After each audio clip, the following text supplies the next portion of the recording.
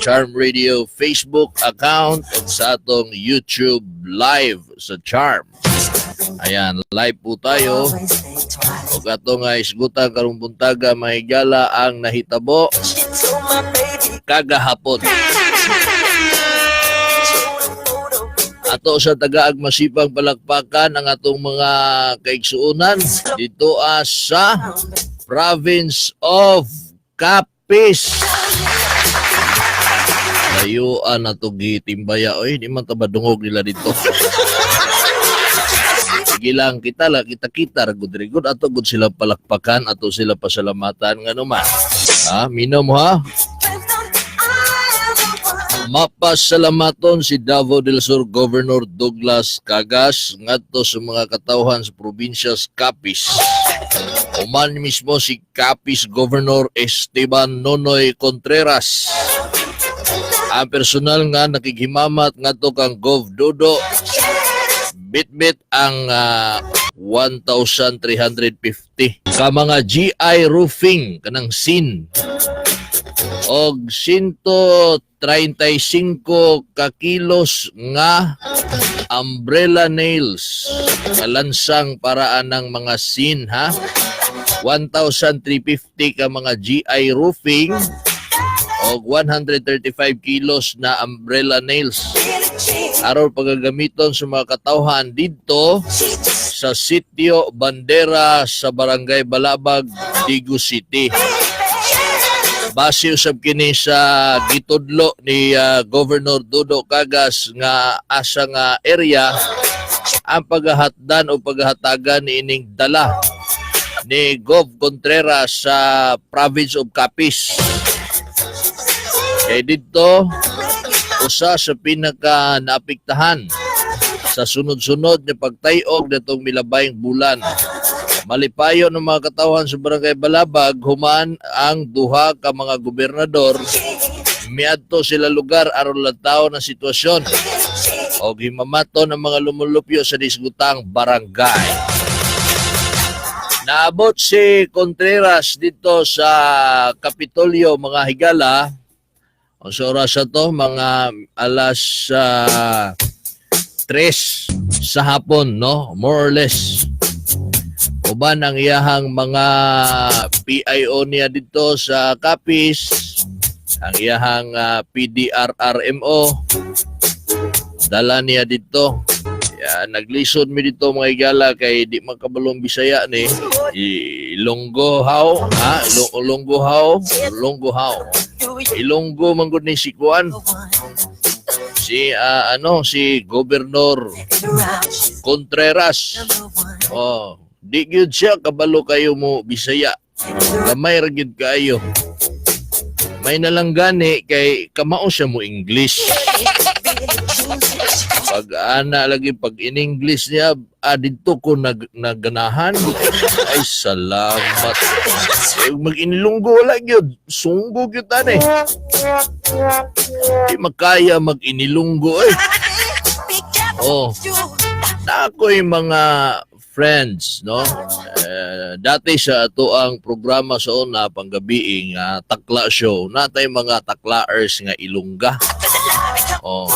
Pero pagbisita nila din sa atong Sibyahanan, di man ay kabalo mag-inilongga. Sus pagkakita din ako sa personal bantog ra kay Ilongga kay Ilongga ngisngag di ay. Ha? Ilongga lisngag di ay. Sabi ko Ilongga tinuora.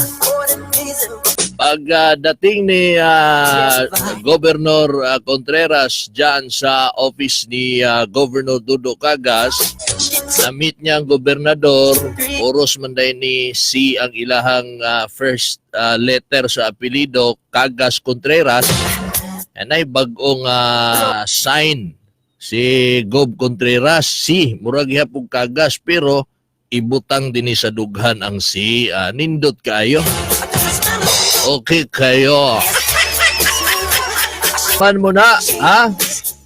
Nagdala og 1,350 nga GI roofing o 135 kilos na umbrella nails si Governor from Capiz, gidala dito kagahapon sa sitio Bandera sa Balabag. Ang medyo nakanindot din mga higala, di kay medyo, ang nakanindot lang yun din si Governor Contreras gikan pagyod sa Capiz mo ray gianhi din kalayo ana Eastern Visayas na ng Capiz no? Nasa Eastern Visayas na yan. Muadto ka dito sakay pagagbarko. Og ni Governor Dodo Cagas pa muadto kag Capiz sakay kag barko dugay ka maabot. Ingana kalayo, sakay kag plano dali ra pero gasto. Pero ang punto din na gianhian gyud ta ni Governor Contreras. Ang usa ka bulan nga sweldo ni Contreras gigamit para ipalit ni ining mga hinabang nga mga construction materials nga gidala dinhi sa aton dapit. Napoy mga nag-donate, napoy mga nagtampo-tampo dito sa Capiz o gidala nila dinhi. Mismo si Governor Contreras mianhi dinhi. Mao na nga niingon ta direk, ang atoang gamayng palakpak atong ipakita no, atong ipadama sa ato ang bililhon o matinabangon buotan nga bisita. O man pag tawag Gobernador, punta kami dyan, dala kami ng mga construction materials. Dili day, mali. Usab mo itong rewind. Yung PDR ng Capiz, tumawag sa atin dito, sa PDR dito sa Davao del Sur.